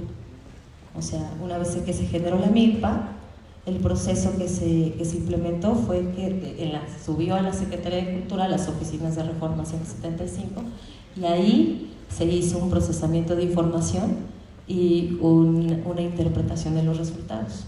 Entonces, ese fue un aprendizaje que ya en este modelo, todos los procesos de sistematización y de poner en común las conclusiones de los espacios deliberativos y de participación puedan ser desde la misma comunidad, en los términos de la misma comunidad y con el lenguaje que hace sentido y genera sentido desde lo local, ¿no? Entonces, este es el modelo, pero yo quería comentar otro tipo de retos a los que nos enfrentamos en cultura comunitaria y tiene que ver con un cambio generacional dentro de las mismas estructuras de la Secretaría de Cultura. Cuando llegamos a hacer la propuesta de ampliar los espacios de participación y de interlocución al interior del programa, en primera no se entiende desde la misma lógica de quien rinde cuentas, ¿no?, del presupuesto, o sea, qué tipo de acciones. Esas acciones no están consideradas dentro de lo que les comentaba del marco de indicadores de resultados, ¿no? Ese es en primer lugar. En segundo lugar, parecía que en todas las áreas o que en muchas áreas la gente tenía muy presente la idea de ustedes van a llevar la cultura. Nosotros decíamos, nosotros no vamos a llevar nada. No vamos a llevar nada, o sea, nuestra intención no es una política de democratización cultural, sino una política de democracia cultural, ¿no?, donde las personas sean concebidas como agentes culturales capaces de incidir, tomar decisiones y generar un proyecto conjunto con la institución. Entonces, ir casi de área en área diciendo no vamos a llevar, ha suponido un reto a nivel de cómo construimos una narrativa de la cultura comunitaria y de la democracia cultural que pueda sustentar, que pueda ponerse en diálogo, que pueda problematizarse conjuntamente y que esté desarticulada de las prácticas de los años 70, ¿no?, por llevar, culturalizar y un poco como estrategias evangelizadoras a las comunidades, ¿no?, y decidir desde arriba qué es lo que se necesita o qué es lo que esa comunidad requiere, ¿no? Entonces, eso ha sido un reto muy importante, porque ha suponido dialogar, problematizar mucho, pelearse con mucha gente, ¿no?, y poner sobre la mesa nuevos términos. Otro de los términos que fue muy complejo de aceptar fue el de agente cultural. Por ahí algunos periódicos también nos critican por el término, ¿no?, pero ese es parte de los retos a nivel de la narrativa. O sea, cómo establecemos una narrativa que pueda comunicar y que no pueda y que tenga la capacidad de distinguir el modelo de política que queremos implementar, ¿no? Entonces, ese ha sido otro de los retos. Otro de los retos que quisiera compartir es la idea del reconocimiento de los agentes culturales. en este proceso que llamamos Milpa, ha sido una estrategia, una forma de reconocer a los agentes culturales locales, y hemos tenido que generar procesos de caracterización de los agentes culturales. Hemos llegado a comunidades donde las personas no se asumen como agentes en su comunidad. Entonces, ese trabajo de un poco de persuasión o de comunicación, de mediación y de revalorización del trabajo de las personas que son agentes culturales y que no se asumen como tal. Entonces, ese ha sido otro gran reto. Y por último, los implementadores a nivel local, ¿no? Y tiene mucho que ver con la narrativa que tenemos que construir y los nuevos términos que tenemos que ir posicionando, y es quiénes somos las personas que van a dar vida a esta narrativa, qué formación debe de tener o qué formaciones debe de tener, ¿no? Cuál es el expertise, cuál es la mirada para poder generar procesos donde se desplace efectivamente esta idea de la democratización cultural, o esta idea de que el evento lo resuelve todo, y que más bien sean personas que puedan transitar desde la práctica cultural o artística, o que tengan ese camino a una perspectiva social y una perspectiva de agenciamiento político en las comunidades. Entonces, ¿cómo construir ese nuevo o nueva promotora cultural comunitaria que tenga una visión holística, ¿no?, de los procesos, que tenga una sensibilidad para percibir y para sentir los territorios, pero al mismo tiempo también atraviese por la comprensión de las prácticas culturales y las prácticas artísticas locales, y que su práctica tampoco esté fuera de un marco de actuación política, ¿no? Que eso también es muy importante. Y bueno, ya se me acabó el tiempo, gracias.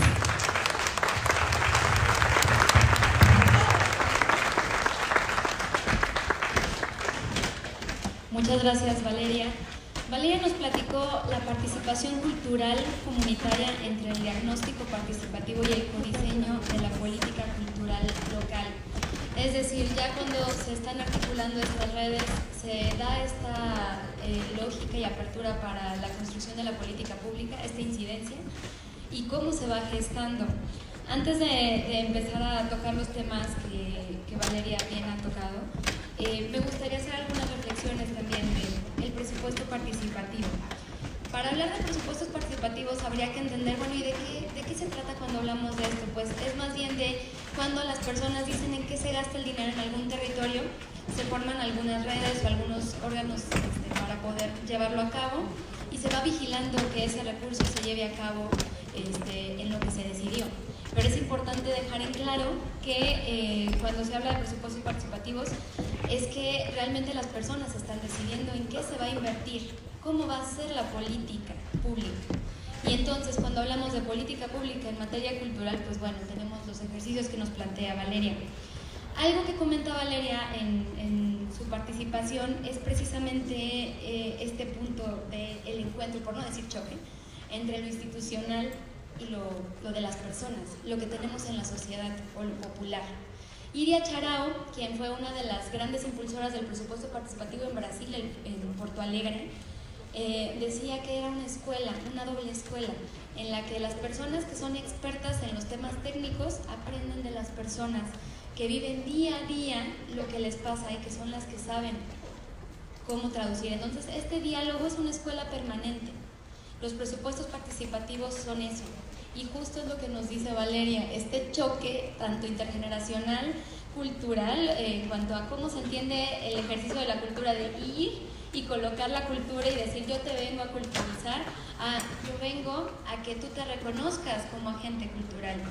Y sobre eso, bueno, nos habla precisamente del ejercicio de estrategias no lingüísticas, lúdicas, como el tendedero de Sentipensares, entre otras actividades que buscan acercar a la población precisamente desde otros escenarios y no el típico de voy y te sientas y te explico, ¿no? O voy y te muestro, sino de recuperemos saberes, reconozcamos el valor en lo que se teje, en lo que se construye, en lo que se vive, y eso a veces se nos olvida en las instituciones. Ese choque es permanente, Valeria, y es bueno poner en la mesa sobre estas puestas en común, estos espacios de Contraloría Social. Si no nos involucramos y no estamos al pendiente de cómo se ejerce el dinero, quiénes participan, cómo participan, hasta dónde, y cómo esto, como dices, no se queda ahí encerrado en el localismo o en el espacio, sino que se expande y se puede replicar, quizás aplicado a otras realidades, con otros matices, con otros colores, pero se divulga como prácticas. Es importante tener. Y bueno, también es importante entender que esta capacidad para comunicar lo que se hace en el ejercicio de derechos culturales es un punto muy, muy, muy importante, en el sentido de que reconocernos como agentes que crean lo que quieren y sus agendas, como lo habíamos dicho, no es nada más hablar de quienes se dedican a la gestión cultural, que también tienen sus derechos, que también tienen sus perspectivas y sus participaciones. Pero retomando esta cuestión de qué pasa cuando se es gestora cultural y luego se pasa al ejercicio institucional, es también entender que este diálogo desde afuera lo tenemos que tener presente para podernos comunicar. Es decir, que si estoy en una comunidad y estoy pidiendo esto, también voy a tener que comunicarme con aquellas personas, pero aquellas personas que llegan van a tener que comunicarse. O sea, el diálogo y esta escuela no va a acabar y es permanente. Y por último, entender, voy a retomar una reflexión de Paulo Freire, que hablaba de que para fortalecernos, a mí también, como decía Liliana, no me gusta la palabra de empoderamiento, prefiero el fortalecimiento comunitario, porque habla de reconocernos como personas sujetas de derechos y cómo nos agarramos de las manos y los ejercemos. Desde ahí, reconocer dónde estamos parados, ese ejercicio que dice, Paulo Freire, de concienciación, es precisamente saber dónde estamos. Y este reconocimiento propio como agentes culturales, vuelvo a lo mismo, es un agenciamiento político. Entender la cultura como un ejercicio político es fundamental.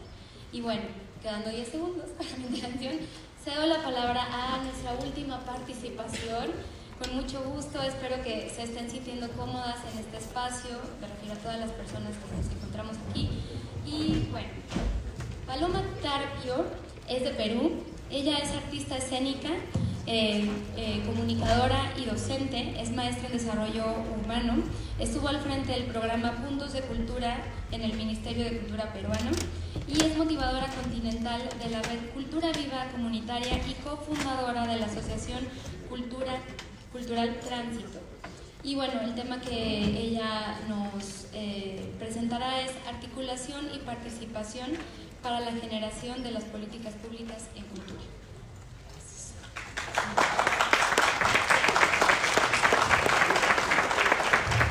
Muchísimas gracias, de verdad que es un enorme placer estar aquí aprendiendo de la experiencia de San Luis, de México en general.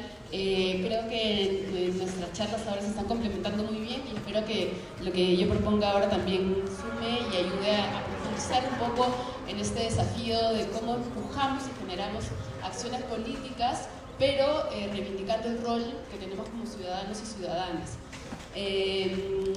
Yo también, como Valeria, parto de un planteamiento que es esta crisis de identidad, que me parece que es algo que es positivo, porque siempre que nos ponemos en crisis, en realidad estamos hablando de posibilidades de mirar las cosas desde más ángulos, ¿no?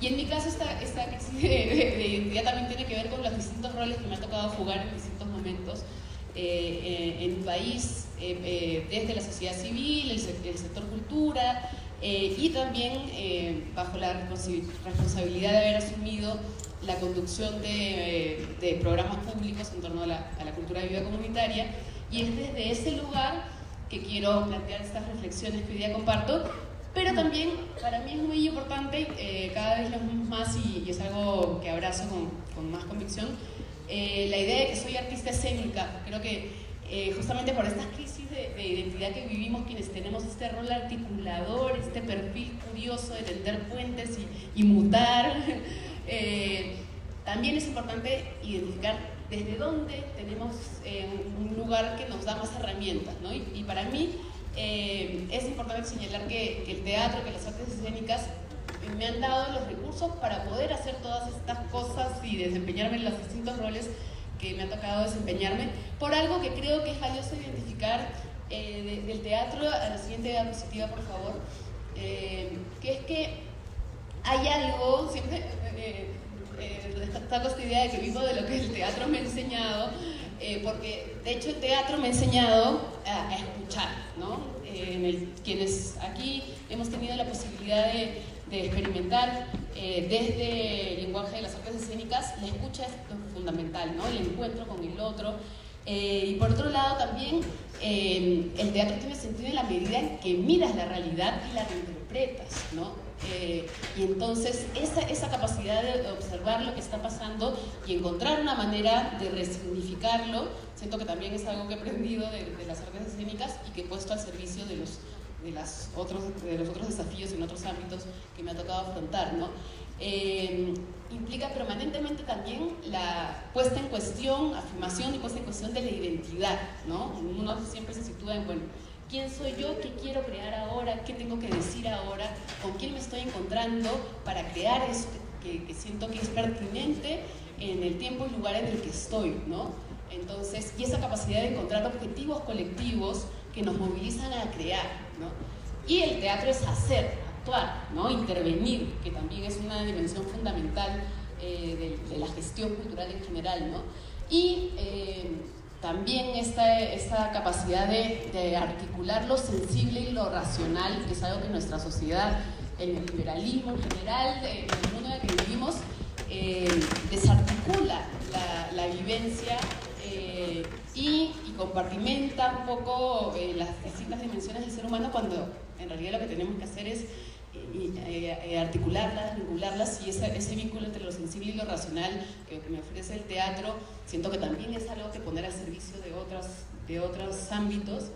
Y bueno, finalmente el teatro siempre está al servicio de un otro, ¿no? Está en función a hacerse con y para los otros, ¿no? Que finalmente es algo que en las políticas, por ejemplo, con lo que yo me he confrontado es en la idea de que el funcionario público, la autoridad, tiene que saber lo que toca hacer, en lugar de ponerse en cuestión y decir, bueno, investiguemos un poquito más, vinculémonos con los otros, compartamos con los otros para ver qué es realmente lo que es pertinente, ¿no? Hay un complejo de superioridad muy fuerte en el Estado, que siento que la experiencia también de este referente tan cercano de lo teatral pone en cuestión, y me parece que es un punto de partida para mí importante que rescatar. La siguiente, por favor. Y en esa medida también, además de mi identidad como artista escénica y de el teatro como esa posibilidad, como decía Liliana, de imaginar otros mundos posibles y llevarlos a la acción, siento que también parto de algo que me parece importante reafirmar, que es la idea de una palabra que estoy señalando ahí, que genera mucha tensión y mucho conflicto, la palabra privilegio, ¿no? De un tiempo a esta parte, la palabra privilegio siento que es como un terreno o de ataque, o de cuestión, o de señalamiento y juicio y sesgo, pero también puede ser, siento, una conciencia, un punto que nos permita tener perspectiva y apertura cuando identificamos nuestros privilegios, ¿no? Para superar un poco la idea de, tú eres privilegiado y no tienes derecho a hablar de nada, cuando en realidad, sí, yo y todos aquí tenemos algún tipo de privilegio desde el cual hemos tenido oportunidades de acceder a formaciones, a experiencias que nos han nutrido, y que justamente desde esa capacidad de ver lo valioso que ha sido para nuestras vidas, tenemos que poner al servicio no de la idea de privilegios, sino de la idea de derechos, ¿no? Yo he tenido la suerte de formarme desde muy chica en una experiencia pedagógica, cultural, transformadora en el Perú, que es una escuela de teatro, circo y música que se llama La Tarumba, que recuerdo que de muy chica dije, ¡ay, qué hermoso! O sea, qué suerte tengo realmente de ser parte de esta experiencia. Y ya más grande, cuando dije, o sea, cuando eso me abrió también la perspectiva de un desarrollo profesional, dije, esto que yo he vivido como privilegio no debería ser un privilegio, ¿no? O sea, todos deberíamos tener tarumbas en nuestros espacios comunitarios para, como decía Liliana, poder identificar esos lenguajes que nos son propios, desde los cuales podemos imaginar el mundo y transformarlo, ¿no? Entonces, me parece muy importante esta mirada del paso de los privilegios a los derechos, que además creo que es el tema que nos convoca, ¿no? Porque además, claro, trae también la palabra acceso como tema complejo, ¿no?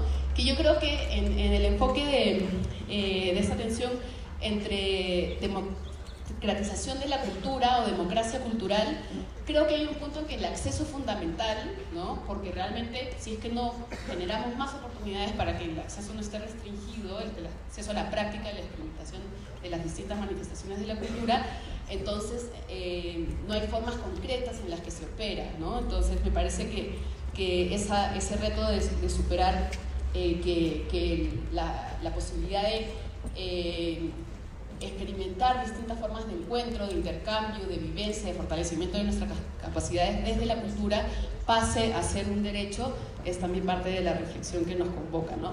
La siguiente diapositiva, por favor. Y a partir de estas reflexiones, de mi paso por esa experiencia de vida personal, en lo que les he mencionado, de lo que el teatro me ha ofrecido, de la vivencia de un espacio, un mundo de cultura, una organización cultural comunitaria en mi vida, y luego posteriormente del reto de asumir la gestión pública. Desde esas reflexiones he intentado categorizar un poquito a partir de la pregunta de qué nos hace involucrarnos en procesos de articulación y creación colectiva. Me gusta mucho el concepto de creación colectiva, que también viene de las artes escénicas, pero yo creo que se puede poner al servicio de cualquier iniciativa colaborativa, social, ¿no? Y política.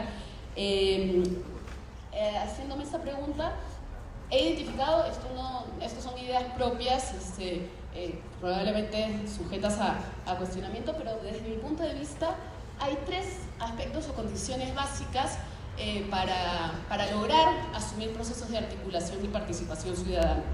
El primero es que llamo el sentido de pertenencia, el segundo es un sentido de urgencia y el tercero es la fe en el camino, como dicen los brasileños, la fe, una caminata, ¿no? que es como, ahora voy a desarrollar cada una de estas ideas.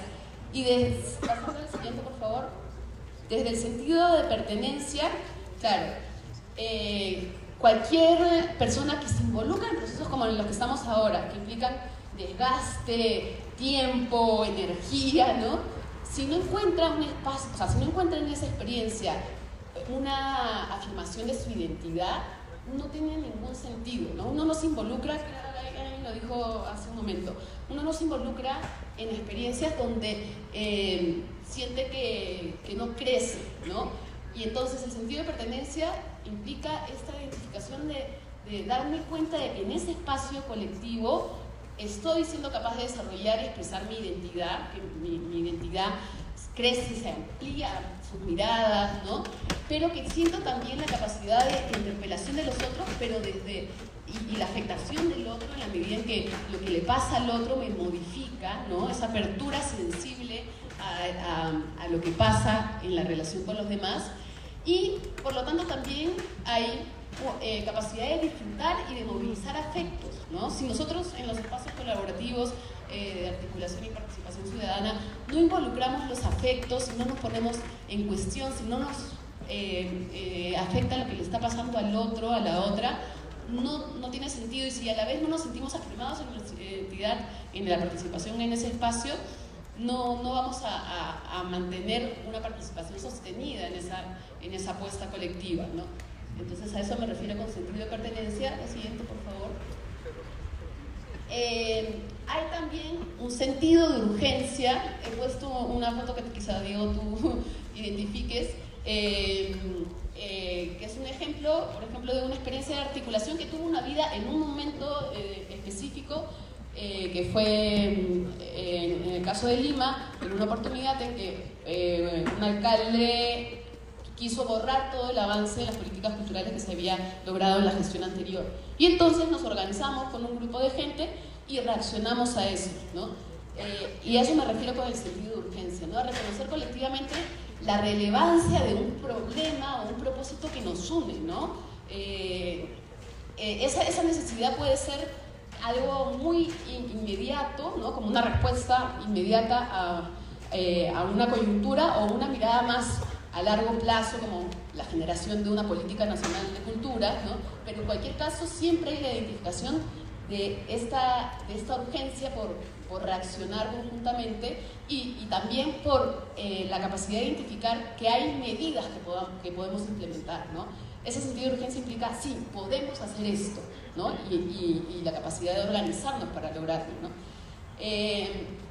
Y justamente por eso es uno de los componentes de ese sentido de urgencia para mí tiene que ver con esa capacidad de identificar oportunidades y propuestas para atender a ese programa. Las oportunidades son desde interlocutores en distintas instancias hasta interés de algún medio de comunicación. Bueno, todo eso, esa capacidad de leer justamente los distintos actores que hacen parte de un fenómeno y encontrar las maneras de vincularnos también tiene que ver con el sentido de oportunidad, ¿no?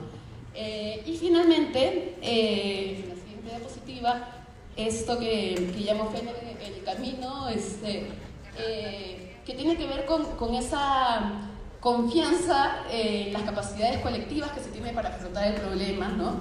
Con probablemente la certeza de que el camino va a ser sinuoso, tortuoso, que vamos a avanzar, retroceder, amarnos, odiarnos, y todo va a ser movilizador, pero que finalmente nos va a hacer crecer y aprender, ¿no? Creo que esa fe en que esas apuestas al final nos permiten sentir que, aunque sea, habremos avanzado medio paso y nos habremos arrancado muchos pelos de la cabeza, pero finalmente se avanzó, ¿no?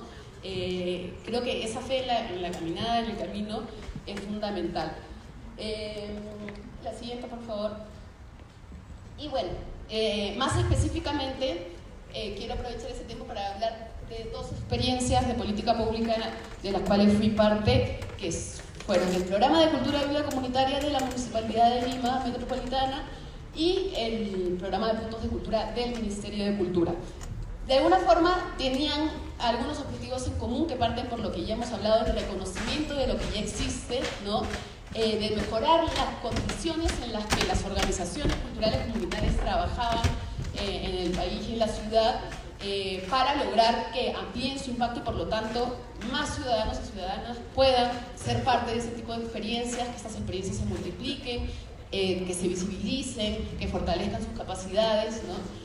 Y entonces, y que se trabaje con la sociedad civil bajo criterios de corresponsabilidad, ¿no? De que el Estado asuma, no que tiene ese rol vertical de imposición ante la sociedad, sino que hay un nivel de relación, de corresponsabilidad que asumen las dos partes, ¿no?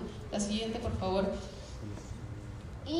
Pero esto ha sido posible en el Perú, y me parece fundamental destacarlo porque tiene que ver justamente con este valor del trabajo en red, gracias a que a nivel latinoamericano y aquí en México, en Centroamérica, en Sudamérica, en general en toda Latinoamérica, ha habido experiencias muy valiosas de articulación, de trabajo en red.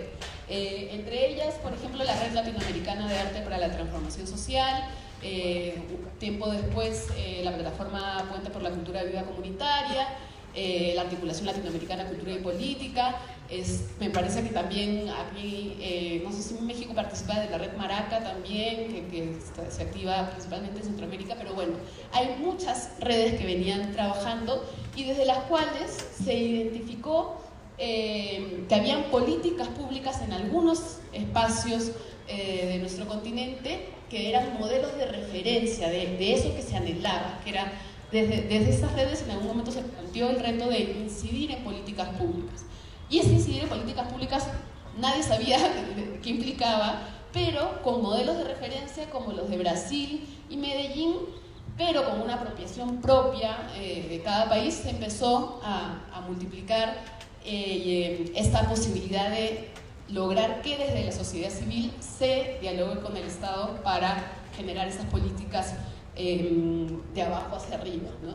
Que en el caso de Perú, tanto para la versión del programa metropolitano como la del programa nacional, también se dio, principalmente en el contexto de gobiernos más progresistas, ¿no? En el Perú eso es un ida y vuelta continuo, en realidad un gobierno progresista no es que hayamos tenido, pero mal que bien se abrieron algunas oportunidades que se supo aprovechar y esas propuestas finalmente se llevaron a cabo y se concluyeron gracias a que en esas ventanas de oportunidad que se abrieron se generó un vínculo de confianza con interlocutores que fuimos capaces también de salir de nuestro rol y lugar seguro para ocupar otros espacios, ¿no? La siguiente, por favor. Y para eso fue fundamental algo que ya se ha mencionado recurrentemente, la confianza, ¿no?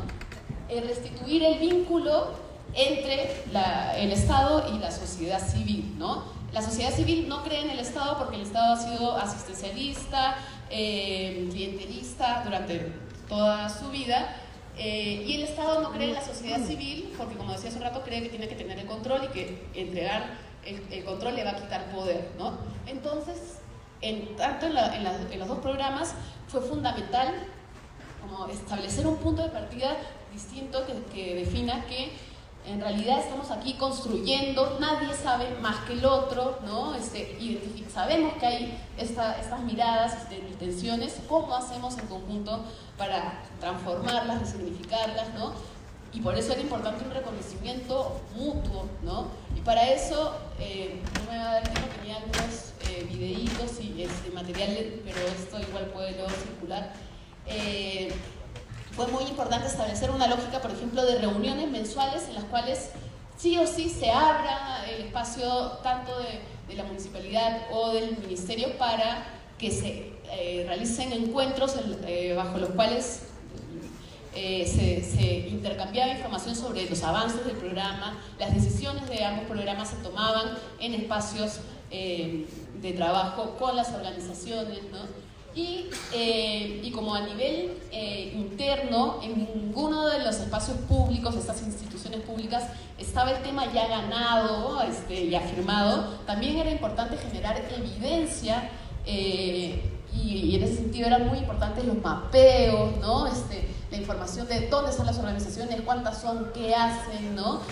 Porque si no, hacia el interno, el propio Estado no prioriza atender a aquello sobre lo cual no tiene información. Entonces realmente la información es muy valiosa y eso es algo que se puede generar desde la sociedad civil, ¿no? Como lo ha venido demostrando también, por ejemplo, Solar, APOC y bueno, distintas iniciativas en esa medida, porque además creo que es bien interesante cómo se va nutriendo, o sea, cómo el avance en realidad a nivel de la incidencia en políticas tiene que ver con lo que hace la sociedad civil, con lo que hace el Estado y con los espacios de escucha, ¿no? Porque hay una capacidad de interrelación que es valiosa, ¿no? También es fundamental la definición de procedimientos, de acuerdos. Cuando uno genera una política pública, genera finalmente también eso, procedimientos, porque el Estado no puede operar de manera particular con cada uno, ¿no? Pero el reto es que esos procedimientos respondan a la realidad, ¿no? Y entonces ahí hay una tensión también, yo estoy pasando un poquito de tiempo pero para terminar, para lograr, en la siguiente por favor, mejor termino con eso. Efectivamente en este paso, para asegurar estas políticas basadas en el diálogo entre Estado y sociedad civil, además de los procedimientos, se necesitaban decisiones e hitos, ¿no? que ayuden a dar cuenta, un poco como ha hecho Gerardo más temprano, ¿no? Es decir, hemos avanzado esto y permanentemente ir identificando eso avanzado y trazar las metas futuras, ¿no? Y esto a partir de acciones articuladas que impliquen esa constatación de esa capacidad que se tiene de implementar acciones conjuntas entre el Estado y la sociedad civil era fundamental. Ahora sí, la siguiente, por favor. Pero para que permanezcan estas políticas y trasciendan a los gobiernos era importante generar normativas. Hay 2 normativas peruanas y de hecho a nivel de gobiernos locales más pequeños también se han ido generando ordenanzas en torno a la cultura de vida comunitaria, pero para eso también era importante en realidad que no solo se apruebe a nivel de gabinete o a nivel cerrado, sino que se movilicen adhesiones. No sé, Diego recordará que cuando se planteó la ley de puntos de cultura se generó, ahí tenía un videíto, miles de videos, realmente muchísimos, de organizaciones que decían yo apoyo la ley de puntos de cultura, de figuras públicas que decían yo apoyo la ley de puntos de cultura, y así se hizo una campaña para que eso sea posible, ¿no? Pero también hace falta acciones de fiscalización y monitoreo, y finalmente también de sistematización y documentación del trabajo, ¿no? Por eso me parece valiosísimo también lo que Gerardo nos ha presentado de la página en la cual está todo el repositorio de todo el proceso. Eso es valiosísimo. Ahí esta es una imagen de la memoria que se hizo de los primeros años del programa Puntos de Cultura, como para que se diga, aquí está esto existe, nadie se lo puede borrar como si no existiese, porque ya hay una forma de trabajo, ya hay pasos dados, ¿no? Y creo que solo queda una más. Y bueno, sí, justamente solo para repasar las conclusiones principales a partir de estos aprendizajes, que es que este diálogo de Estado y sociedad civil requiere de la identificación desde ambas orillas de interlocutores capaces de dialogar y superar sesgos y prejuicios, porque realmente a veces tendemos a mirarnos desde etiquetas y eso no ayuda a nada, ¿no? Es necesario que la sociedad civil se sienta en la capacidad de ocupar el Estado para transformarlo también, o sea que desde nuestro rol de sociedad civil, artistas tan lindos que somos, también digamos, bueno, ahora me toca bancarme mis 3 años de servicio civil obligatorio en el Estado al menos, porque ese ida y vuelta amplía nuestra mirada también. Es fundamental lograr superar la desconfianza, porque eso permitirá que se priorice el logro de objetivos comunes y se trabaje de manera concertada. Para ello es fundamental la transparencia, el acceso a la información bajo procedimientos claros y la rendición de cuentas. El reto es lograr un Estado más flexible sin caer en la corrupción, porque a veces se piensa que cuando el Estado es flexible, entonces distribuye a su antojo, ¿no? Y es verdad que eso es un reto, pero hay que flexibilizar el Estado y hay que lograr que la sociedad civil sea más rigurosa y formal, pero sin burocratizarla, ¿no? Ahí hay una tensión bien delicada, pero hay que poder imaginar eso. Y hay que también afirmar que sea cual sea el rol que nos toque jugar, todos y todas somos ciudadanos, ciudadanas capaces de articularnos para lograr incidir en lo público. Y vuelvo y quiero cerrar con esto de la importancia de los afectos y los vínculos, ¿no? Lo único que permanece, más allá del rol que nos toque jugar si estamos en el Estado, en la sociedad civil, lo único que permanece son los vínculos y los afectos. Con esa base de respeto, de consideración, de valoración por el otro establecida, vamos a seguir avanzando. Si no nos reconocemos, si nos vapuleamos, si negamos la identidad del otro, desde esa horizontalidad posible. Si no miramos si más bien imponemos nuestros sesgos, no va a ser posible generar nada de manera sostenida. Así que la dimensión emocional en los procesos de articulación realmente es fundamental. Bueno, eso por ahora, me pasé el tiempo. Muchas gracias.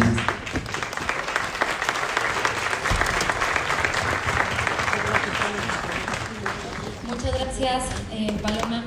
Creo que un punto importante y muy a tomar en cuenta en estas reflexiones es que precisamente lo que acaban de comentar, la crisis da estas posibilidades para ampliar nuevos horizontes y para este crecimiento.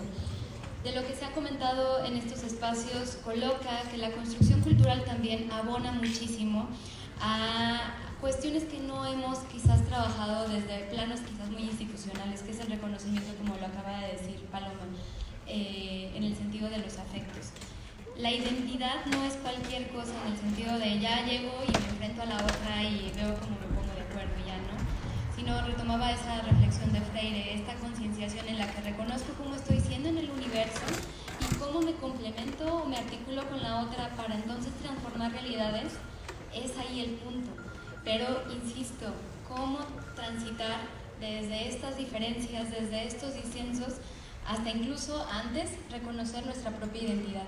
Y desde ahí van a confluir un montón de encuentros y desencuentros, quizás de tragedias emocionales, pero el punto es, como dices, lo que va a permanecer son los afectos, los espacios públicos son transitorios. Y creo que estas identidades también se van a construir en lo colectivo respecto de lo que podamos reconocer en nosotras y en nosotros mismos.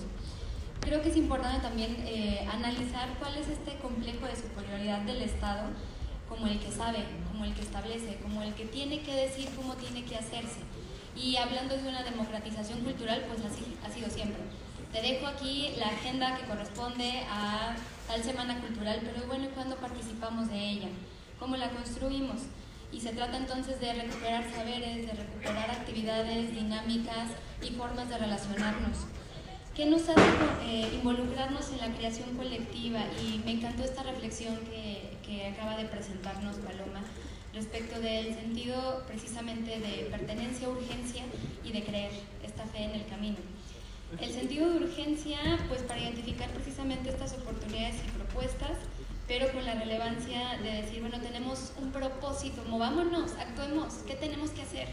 Para eso no es tan sencillo, lo sabemos, pero la urgencia lo requiere, ¿no? La cuestión de creer en las capacidades, muchas veces en articulación de procesos, pues tenemos esta cuestión de no creer en que pueda llegarse a tener un resultado. Incluso yo lo he visto de que a veces se participa cuando se cree que se va a poder llegar a algo concreto, porque si no, pues ¿para qué le entramos, no? Entonces, creo que es un punto importante saber que quizás ir a paso chiquito pero firme es un buen punto, o quizás como cada colectivo o grupo se lo pueda plantear, pero es importante creer en colectivos, o sea, creer en nosotras y nosotros, y para eso tenemos que conocernos. Otro punto importante a reflexionar es hasta dónde llega el papel del Estado y hasta dónde llega el papel y trabajo de la sociedad civil. ¿Cómo habría que generar estos vínculos? ¿Cómo construirlos y cómo alimentarlos?